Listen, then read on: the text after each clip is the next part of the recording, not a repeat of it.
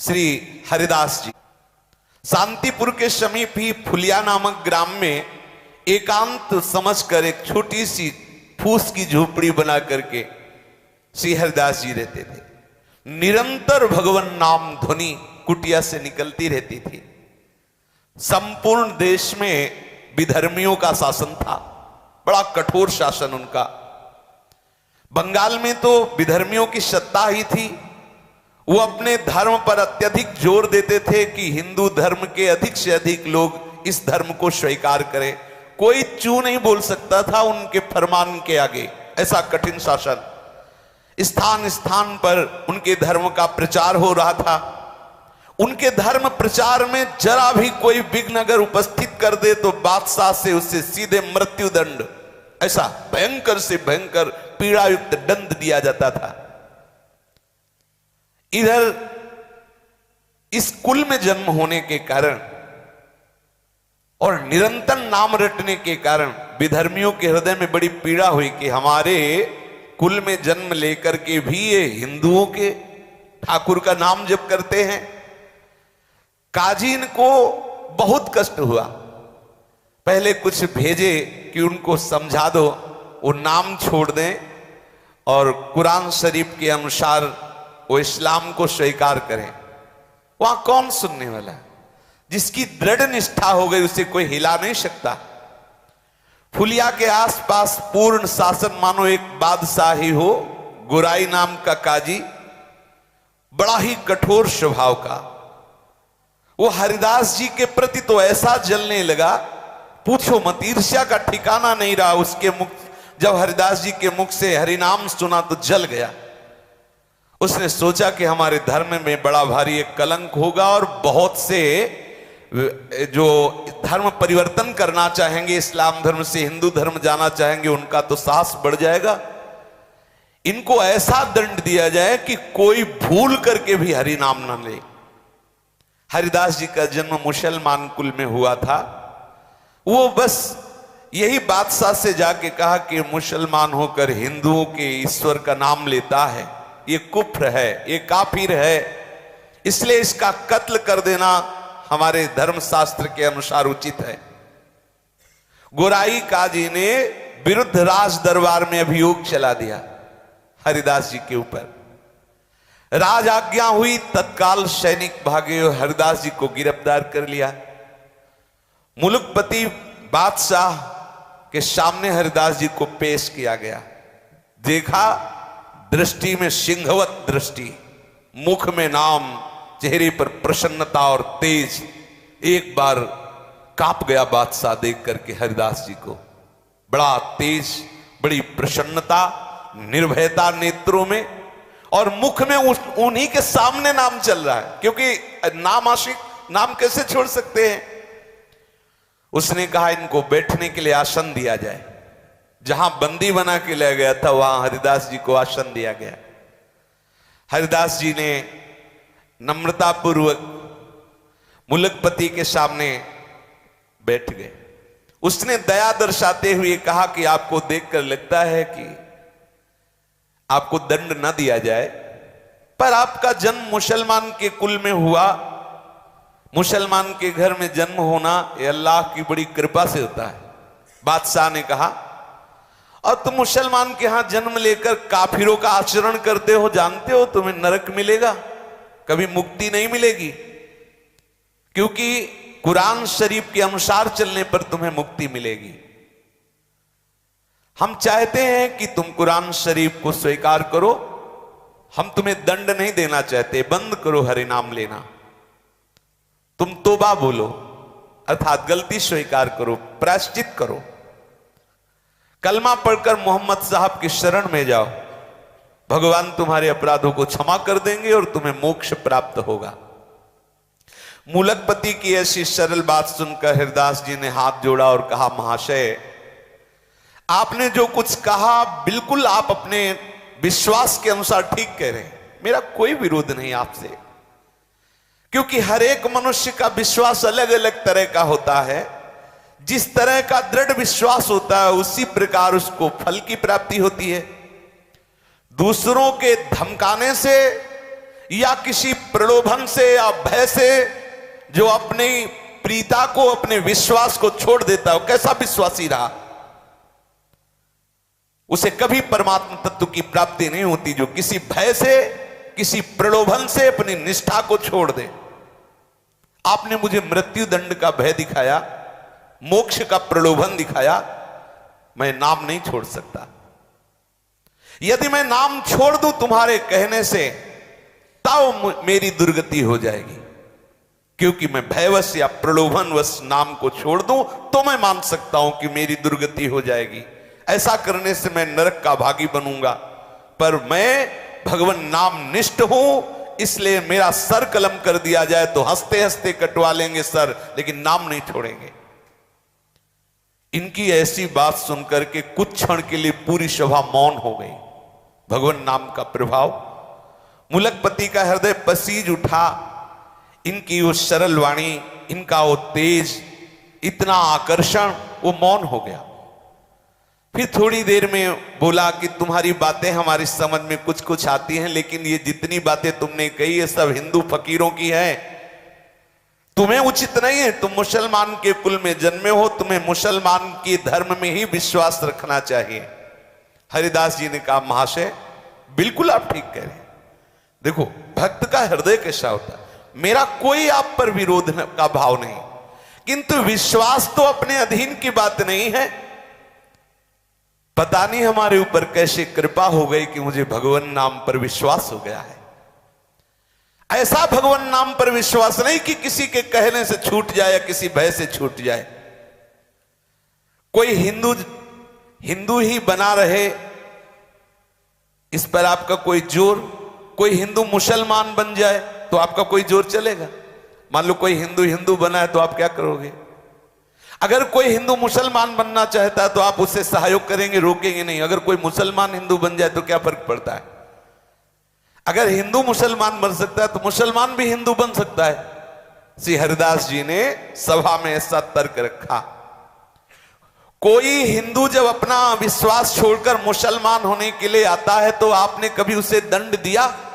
आपके भयवश से, आपके समझाने से कोई हिंदू धर्म का त्याग कर जब इस्लाम धर्म को स्वीकार करता है तो आप उसे क्या कभी दंड दिए कि तुझे अपने धर्म में रहना चाहिए? क्यों नहीं? उसे क्यों नहीं आपने शासन के द्वारा मजबूर किया कि वो अपने ही हिंदू धर्म में रहे? जब हिंदुओं को अपना धर्म छोड़कर इस्लाम धर्म में आने के लिए आप स्वतंत्र मानते हैं तो आपको यह भी स्वतंत्रता समझनी चाहिए कि कोई मुसलमान भी हिंदू धर्म को स्वीकार कर सकता है। फिर आप मुझे कलमा पढ़ने के लिए क्यों मजबूर करते हैं? इनकी ये बात सुनते ही न्यायाधीश चुप हो गया, कोई उत्तर नहीं।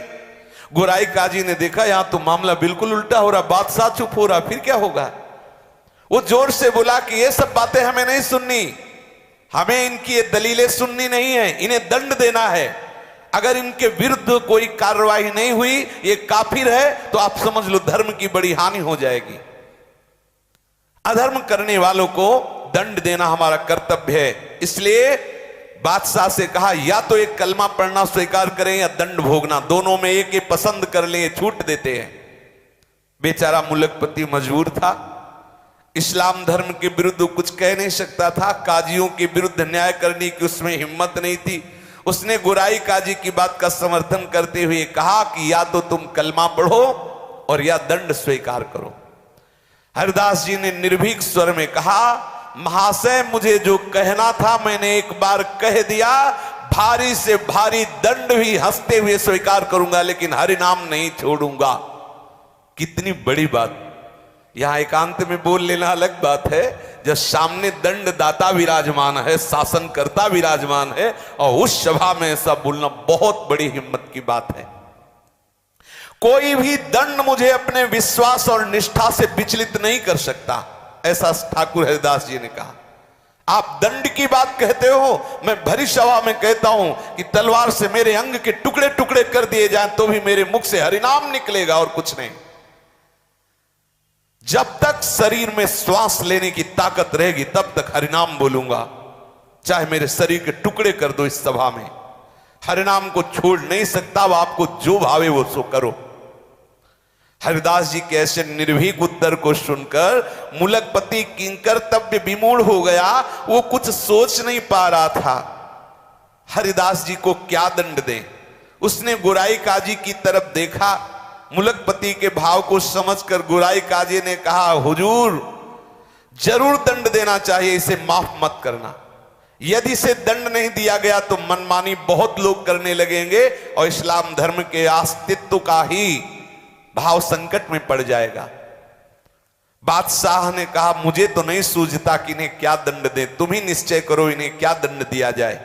गुराई काजी ने जोर देते हुए कहा, हुजूर ये पहला मामला है, इसे ऐसा दंड देना चाहिए कि समस्त हिंदुओं के कान खड़े हो जाएं।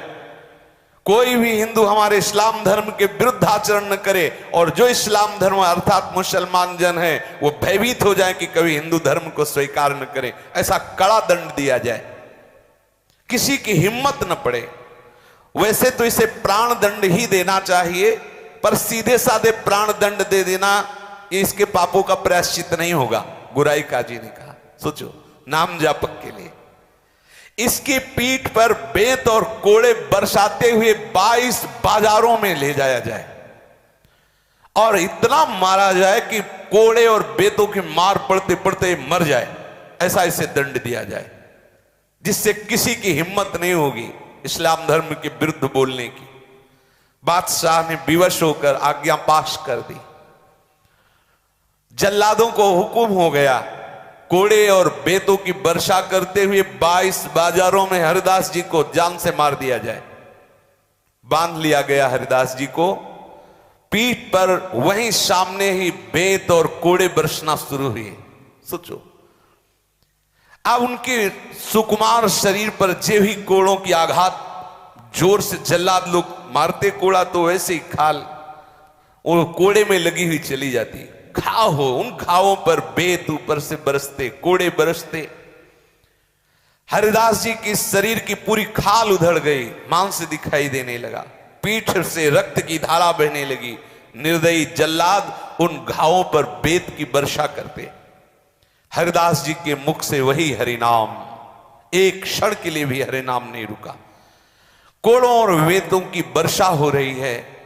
बाजार में जो भी देखता आंख मूंद लेता, कोई चीख पड़ता, कोई रोने लगता, हाय हाय मच गई। लेकिन बादशाह के हुक्म के आगे किसी का क्या जोर। बहुत से भक्त तो चीख चीख के रोने लगे। वो केवल कृष्ण नाम कीर्तन करते हुए बेत और कोड़ों की मार सह रहे हरिदास जी। एक बार भी ना तो जल्लादों की तरफ मुड़ के देखा, न जनता की तरफ, न एक क्षण के लिए भी नाम रुका। हर समय नाम चल रहा है। 22 बाजारों में घुमाया गया, शरीर रक्त से लथपथ है, हरिदास जी के प्राण नहीं निकल रहे। जल्लादों ने आश्चर्य प्रकट किया कि ऐसा कठोर आदमी तो आज तक हमने नहीं देखा। हम लोगों के 10-20 बेत कोड़े पड़ते ही कितने मूर्छित हो गए देखा है, लेकिन 22 बाजारों में कितने असंख्यों बेत और कोड़े पड़ गए। इसके होश जीव कितने बने हुए। ये मरेगा भी कि नहीं? अगर नहीं मरेगा तो बादशाह मुझे मार डालेगा। इसलिए वो जल्लाद कांप रहे कि मरेगा कैसे। हमें लगता है जो नाम उच्चारण कर रहा है इसी का प्रभाव है। भारी दुख में भी ना तो इसके मुंह पे कोई शिकन है, ना कोई वेदना है। अब हम लोग क्या करें? दयालु हृदय महात्मा हरिदास जी ने कहा, हरि बोल, हरि बोल, तू भी हरि बोल।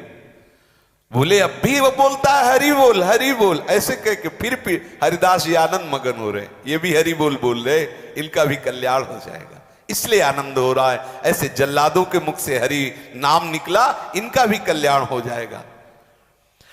हाथ जोड़कर अश्रु प्रवाह करते हुए हरिदास जी हरि से प्रार्थना करते हैं, काजी, बादशाह और पीटने वाले इन सब का मंगल हो। हे प्रभु, कभी इनको कोई कष्ट ना हो। आप देखो संत का हृदय क्या होता है, नाम जापक का हृदय क्या होता है। प्रभु ये सब भूले भटके हैं, इनके अपराधों को क्षमा करो, ऐसा वो प्रार्थना करते। इतने में ही हरिदास जी की अचेत अवस्था आ गई, मूर्छित हो गए, भूमि में पड़ गए। सेवकों ने देखा कि उनके प्राण संचलित नहीं हो रहे। उनको ऐसा भास हुआ मानो हरिदास जी के प्राण निकल गए। गुराई काजी को सूचना दी गई, मुलकपति को सूचना दी गई कि हरिदास जी के प्राण निकल गए। तो उन्होंने कहा ये काफिर है, इसको अगर जमीन में गाड़ दिया जाएगा तो स्वर्ग मिलेगा, इसलिए इसको काफिर को गंगा में फेंक दो, क्योंकि इस्लाम धर्म के अनुसार यदि जमीन में गाड़ा जाएगा तो इसे स्वर्ग मिलेगा। बोले इसको गंगा में फेंक दो। गोराई काजी ने कहा कब्र में गड़वा देने से मुसलमानी धर्म के अनुसार स्वर्ग की प्राप्ति होती है, इसने मुसलमानी धर्म छोड़ दिया है, इसलिए इसे गंगा में फेंक दो। जल्लादों ने बादशाह की आज्ञा से हरिदास जी के शरीर को गंगा में फेंक दिया। गंगा माता का सुखद स्पर्श होते ही, शीतल जल स्पर्श होते ही हरिदास जी को चेतना आ गई, जागृत हो गई चेतना। धीरे धीरे गंगा के प्रवाह से वो फुलिया के समीप घाट पर आके लग गए। अब दर्शनार्थियों की भीड़ एकत्रित हो गई, क्यों सबको पता था, वो तो 22 बाजारों में जब मारा तो सबको पता था, अरे सबने देखा हरिदास जी जीवित है। चारों ओर प्रसन्नता का समाचार फैल गया। लोग ठाकुर हरिदास जी के दर्शन के लिए बड़ी उत्सुकता से आने लगे। जो भी सुनता हो सब भागते हुए दूर दूर से लोग आने लगे। बादशाह और गुराई काजी के पास सूचना पहुंची कि हरिदास जी तो जिंदा है, गंगा में फेंक दिए गए थे और परीक्षण के साथ फेंके गए थे, ऐसे थोड़ी देखा गया था कि प्राण संचलित नहीं हो रहे। घबरा गया बादशाह कि कोई साधारण नहीं, 22 बाजारों में बराबर अनवरत असंख्यों बेत और कोड़े मारे गए, खाल शरीर में नहीं, फिर भी प्राण। हृदय से घबरा करके, आखिरकार कोई सत्ता है, हृदय से घबरा गया और बादशाह स्वयं काजी के सहित आया दर्शन करने हरिदास जी के। फुलिया में जहां हरिदास जी रुके हुए थे, बादशाह ने आया, आकर के नम्रता पूर्वक हाथ जोड़ा, सर झुकाया और कहा आप मुझे क्षमा करें, मैं दंड देने के लिए मजबूर था, इसलिए दंड दिया, मैं आपके प्रभाव को नहीं जानता था, मेरे अपराध को क्षमा कर दो। और आज से मैं ये पास करता हूं कि आप खूब हरिनाम जप करो, कोई नहीं बोलेगा। ऐसा बादशाह ने सर, देखो भगवान का सब लीला विलास है। आज से आपके भजन में कहीं कोई भी विघ्न नहीं पहुंचाएगा, ये फरमान जारी कर दिया बादशाह ने। हरिदास जी नम्रता पूर्वक कहा कि महाशय आपका तो कोई अपराध है ही नहीं, क्योंकि मनुष्य अपने कर्मों के अनुसार दुख सुख भोगता है। कोई हमारे ऐसे कर्म रहे होंगे जिनको भगवान ने पवित्र करने के लिए तुम्हें प्रेरणा की। देखो संतों का हृदय कैसा होता है। हरिदास जी की ऐसी सरल निष्कपट बात सुनकर बादशाह आनंद मगन हो गया। वो हरिदास जी के चरणों में गिरा, बादशाह चरणों में गिरा, फिर वो प्रणाम करके चला गया। अब तो बड़े बड़े वैष्णव सब भाग भाग करके श्री हरिदास जी के समीप आए और दुख प्रकाशित करने लगे। कोई उनके घावों को देखकर फूट फूट कर रोने लगता। हरिदास जी ने उन वैष्णव जनों को समझाते हुए कहा, हे वैष्णव जन, आप सभी लोग भगवत प्रेमी हो, शास्त्र के मर्म को भली भांति जानते हो। बिना पूर्व कर्मों के दुख सुख की प्राप्ति नहीं होती। मैंने इसी जन्म में एक अपराध किया कि मैंने हरि नाम की निंदा सुनी। ये मुझे जो दंड मिला अच्छा मिला, क्योंकि इन कानों से मैंने हरि नाम की निंदा सुनी। यही बोल रहे थे काजी वगैरह, मैंने हरि नाम की निंदा सुनी, भगवान ने अच्छा किया, हरि नाम निंदा सुनने वाले शरीर को पिटवा दिया, अच्छा किया। मतलब संत का हृदय क्या होता है ये कोई समझ नहीं सकता। आप वैष्णव जन सब प्रसन्न रहो, मेरे शरीर को बिल्कुल कष्ट नहीं, आपको दिखाई देते हैं घाव, लेकिन सच्ची बताओ मुझे बहुत आनंद हो रहा है। हरिदास जी ने कहा, जिस क्षण प्रभु का विस्मरण हो जाता है उस समय दुख होता है, यहां तो प्रतिपल प्रभु का स्मरण हो रहा, तो दुख कैसा। ये आपको दिखाई दे रहा है, शरीर में बड़े बड़े घाव दिखाई दे रहे हैं, लेकिन हृदय में मेरे बिल्कुल कष्ट नहीं है।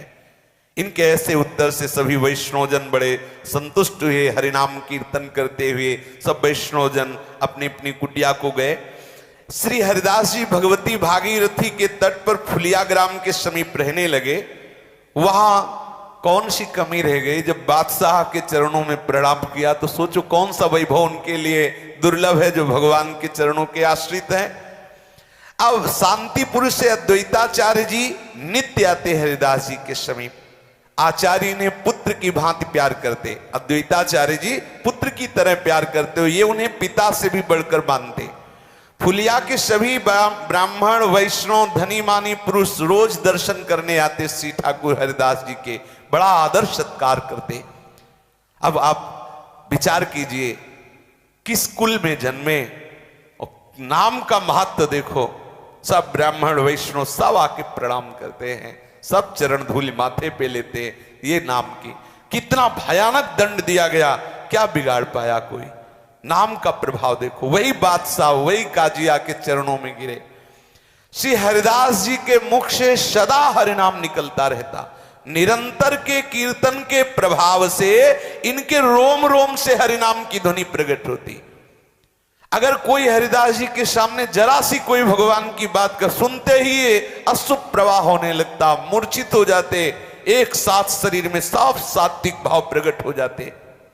एक दिन की बात है, ये अपनी कुटिया से कहीं जा रहे थे तो रास्ते में इन्हें मंजीरा मृदंग की आवाज सुनाई दी। श्री कृष्ण कीर्तन समझकर ये उसी ओर चल पड़े। उस समय एक डंक नाम की जाति के लोग मृदंग मजीरा बजाकर नृत्य किया करते थे, और नृत्य के साथ वो हरि लीलाओं का पदों का गायन करते। उस समय कोई डंक नृत्य कर रहा था, और हरिदास जी जब पहुंचे तब डंक भगवान की काली दमन की लीला का पद गा रहा था। डंक का स्वर कोमल था, नृत्य में प्रवीण था, गाने का अभ्यास, और बहुत सुंदर भाव से वो ये विलाप करने लगा कि जब लालजी नाग नाथने के लिए काली देह में कूदे तो यशोदा मैया जो विलाप कर रही थी वो। भाई विलाप की बात सुनते ही धड़ाम से गिरे हरिदास जी, साफ सात्विक भाव प्रकट हो गए, अश्रु प्रवाह हुंकार और तड़प रहे हैं जमीन पे। डंक बड़ा सात्विक था, वो महापुरुषों के भावों को जानता था, देख के समझ गए कि ये तो कोई महापुरुष है। तत्काल नृत्य बंद किया, इनके चरणों में लौट गया, थोड़ी थोड़ी धूल उठाई, मस्तक पर धारण किया, स्तुति करने लगा। अब तो बहुत से भक्त हरिदास जी की चरण धूलि ले लेकर अपने माथे पर चढ़ाने लगे, कोई उसे बांधकर रज को घर ले जाने लगे। अहो भाग्य से प्रेमी महाभागवत की चरण रज मिली। वहीं पर एक ब्राह्मण बैठा था, वो देख के जल रहा था कि देखो किस कुल में हरिदास जी जन्मे, और सब इनकी चरण धूल ले रहे हैं, मैं मिश्रा जी मेरी कोई बात पूछ नहीं रहा। तो वो थोड़ी देर के बाद वो फिर डंक पद गाने लगा। अब वो ब्राह्मण एकदम जैसे हरिदास जी हुंकार करके गिरे थे वैसे वो भी गिरा। अब जो ही वो गिरा, वो तो पूरा देख ही रहा था कैसे हरिदास जी करे, तो वैसे ही करने लगा। डंक ने जब देखा तो देखते ही समझ गया ये तो नाटक कर रहा है, तो जिस ढोल से डंडा बजा रहा था वही डंडा लेकर ब्राह्मण को पीटने लगा। हरिदास जी की चरण धूल ली और उसके तो डंडा पीटने लगा। अब दो चार डंडे में तो सहने की बात हो, लेकिन जो बराबर पीटता ही जा रहा तो भूत भी भाग जाते हो। तो ब्राह्मण देवता नाटक ही कर रहे थे, उठ के बैठ गए, भागे। लोगों ने कहा उस डंक से कि हरिदास जी ऐसे ही गिरे तो तुम चरण धूल लिए, ब्राह्मण गिरा तो तुमने डंडे से पिटाई की, ऐसा क्या?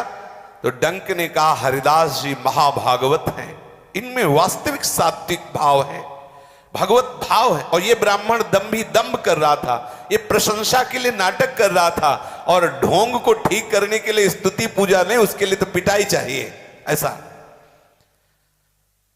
बोले मूर्खों के सामने भले ढोंग काम करे, हम लोगों के सामने नहीं। हमारे नेत्रों के सामने हजारों लोग आते जाते हैं, मुझे खूब पहचान है कौन महाभागवत है और कौन पाखंड कर रहा है।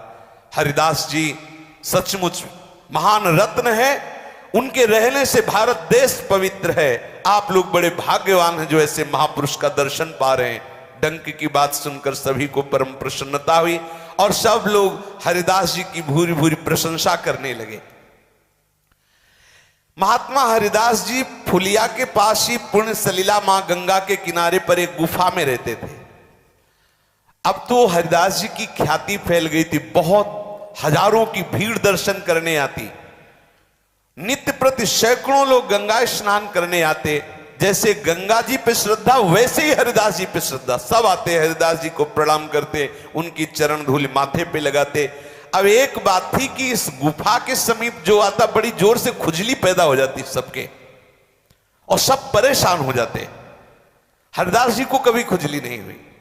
अब ये बात बहुत जोर से फैल गई तो एक आयुर्वेद के आचार्य वहां आए और उन्होंने कहा कि यहां कोई बहुत बड़ा विषैला सांप रहता है और उस विषैले सांप के प्रभाव से वायुमंडल में जहरीला प्रभाव है, इसीलिए खुजली हो रही है, लोगों को भांति भांति की हानि भी पहुंच सकती है। हरिदास जी से कहा कि आप यहां से चले जाइए, वो विषधर सर्प जो है बहुतों की हानि कर सकता है, क्योंकि बहुत लोग यहां आएंगे दर्शन के लिए, तो किसी न किसी तरह से श्वास प्रश्वास में ऐसी जहरीली वायु जाएगी जिससे किसी की मृत्यु भी हो सकती है।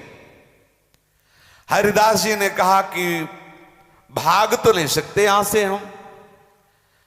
हम यहां से छोड़ नहीं सकते, क्योंकि यहां भगवती गंगा जी और बहुत सुंदर गुफा है, एकांत है, भजन में अच्छा लगता है। शारीरिक जो कष्ट होगा होना होगा तो हो ही जाएगा, उसके लिए हम स्थान नहीं त्यागेंगे।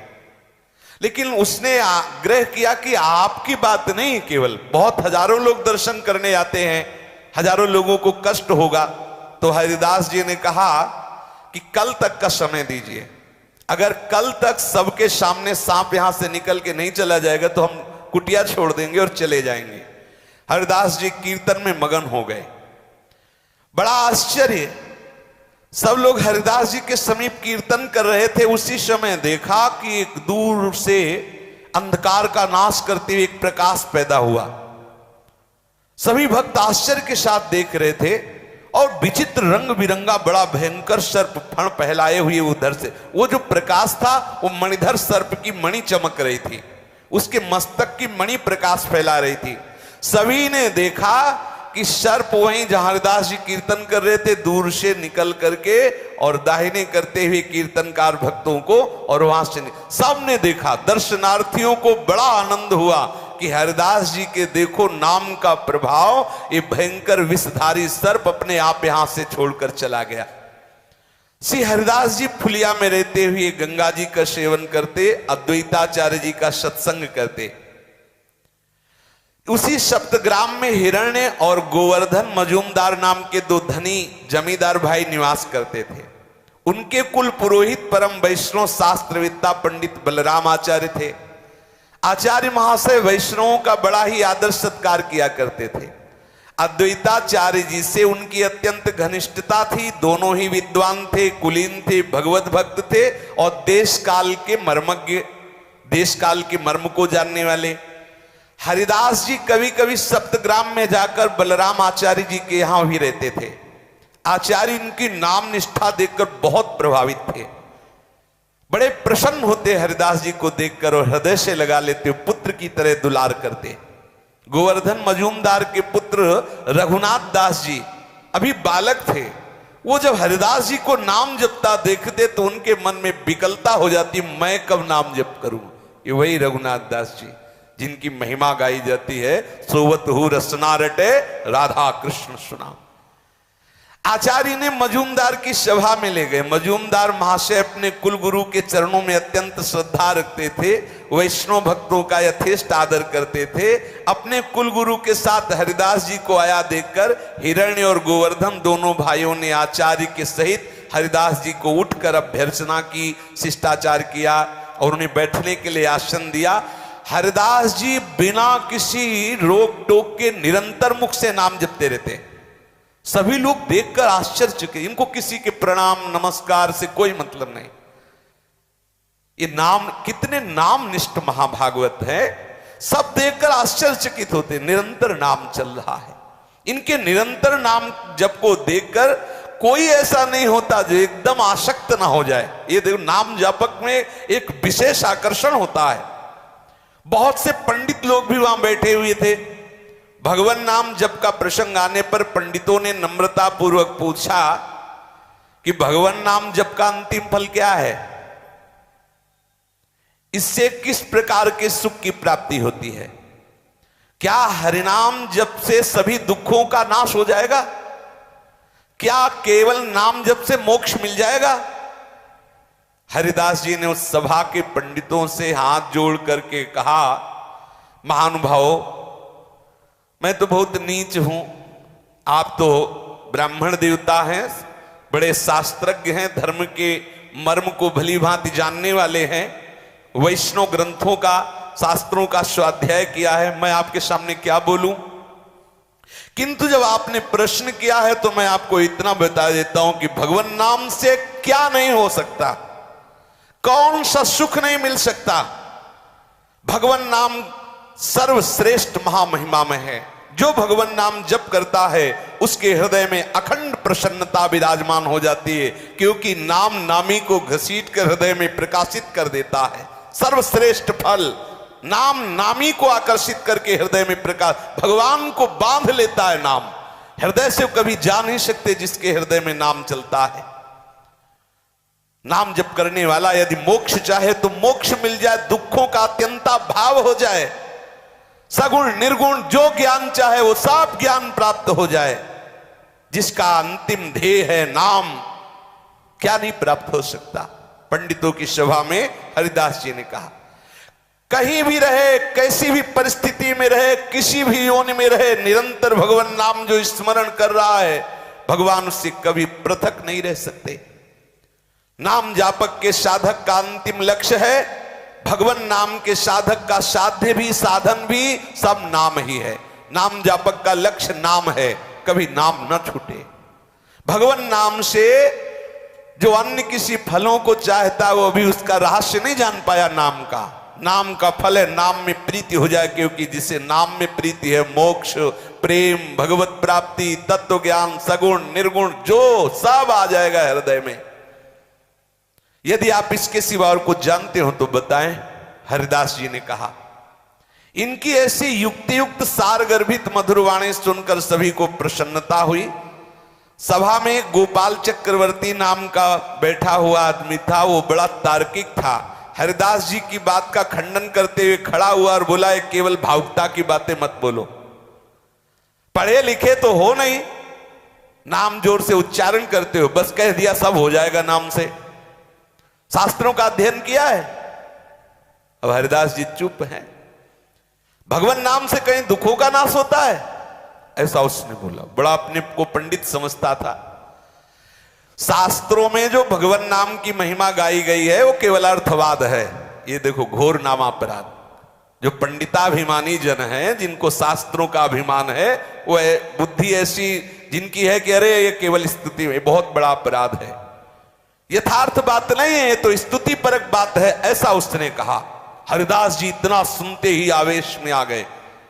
कोई भी भक्त जहां नाम की निंदा हो, हरि नाम की, राधा नाम, कृष्ण नाम की, वो कैसे शांत बैठ, आवेश में आ गए और उनका भगवान नाम में अर्थवाद का आरोप करते हो। शुष्क तार्किक हो, भगवान नाम के महात्म को समझते नहीं हो, भगवान नाम में अर्थवाद करते हो, ऐसा हो ही नहीं सकता। भगवान नाम में जितनी सामर्थ्य तुझे क्या पता, सब शास्त्र उसी में समाहित हैं। उस गोपाल चक्रवर्ती ने अपनी बात पर जोर देते हुए कहा, तुम मूर्खों को बहकाओ। कहले अजामिल ने पुत्र के बहाने नारायण नाम लिया तो तर गया, तुम्हारा घटघट व्यापी भगवान इतना बेसमझ है कि वो नहीं जान रहा था कि वो पुत्र को पुकार रहा है नारायण। अर्थवाद नहीं तो और क्या है। हरिदास जी ने कहा, अर्थवाद कहने वाले निरंतर अनर्थ को प्राप्त होते हैं, तू भगवान नाम की अवहेलना करता है। जोश में आकर गोपाल चक्रवर्ती ने कहा, यदि भगवान नाम स्मरण करने से मनुष्य की नीचता जाती रहे तो मैं अपनी नाक कटवा लूं। हरिदास जी ने कहा, यदि भगवान नाम के जब से नीचता की जड़ मूल से नाश वाली वृत्ति न प्रकट हो जाए तो मैं नाक कान सब कटवा लूं। तुम क्या समझते हो भगवान नाम को। ये बात बढ़ते देखकर आचार्य द्वैताचार्य जी ने कहा, शांत रहो, क्योंकि जो बड़े महापुरुष होते हैं वो सब तर्क विवाद। उस वैष्णवापराधी को पीनस रोग हुआ, कुछ ही दिन में उसकी नाक सड़ गई। जो कह रहा था नाक कटवा ले, काटना नहीं पड़ा, सड़ गई, कीड़े पड़ गए नाक में। वैष्णव, घोर वैष्णव अपराध। से हरिदास जी जैसे नाम प्रेमी महापुरुष से तर्क विवाद निश्चित समझो। कालांतर में उसकी सड़ गई नाक, अपने आप सड़ के कट गई। हरि निंदा करने वाले हरिनाम निंदक को निश्चित दुर्गति भोगनी पड़ती है। जो नाम जापक है क्या नहीं हो सकता। इसलिए हम पूर्ण विश्वास करके निरंतर नाम रटें, पर सावधानी ये रखें कि नाम की महिमा, नाम का अनुभव जब तक श्रद्धालु ना हो, कोई निज जन न हो, तब तक उसे वर्णन न करें, नहीं तो अपने अंतर से भी आप हाथ धो बैठेंगे। आपकी रुचि खत्म हो जाएगी, आपके अनुभव आना बंद हो जाएंगे, आपके अंदर जो दिव्यता है, जो भागवतिकता है, वो छुप जाएगी। गंभीर रहो, शांत रहो, निरंतर नाम जप करो। कोई अधिकारी भगवत प्रेरणा से ऐसा आ जाए तो भले आप नाम की महिमा का गान करो, भले अपने अनुभव बता दो, नहीं तो शांत रहो। आपके हृदय में जब वस्तु जागृत हो जाएगी तो दूसरों को अपने आप लाभ मिलने लगेगा। सच्ची मानिए, जब फूल में पराग आ जाता है तो भौरों को निमंत्रण कार्ड नहीं भेजने पड़ते, अपने आप भौरे आते हैं और तृप्त हो जाते हैं उस पराग में। ऐसे ही आप नाम का खूब निरंतर रटन करें। नाम के प्रभाव से प्रेम पराग जब जागृत हो जाएगा तो न जाने कितने प्राणियों को उस प्रेम पराग से तृप्ति का अनुभव होगा। सावधानी जो महापुरुषों ने बताई उसके अनुसार हम चले, निरंतर नाम रटें। श्री राधा वल्लभ लाल की जय।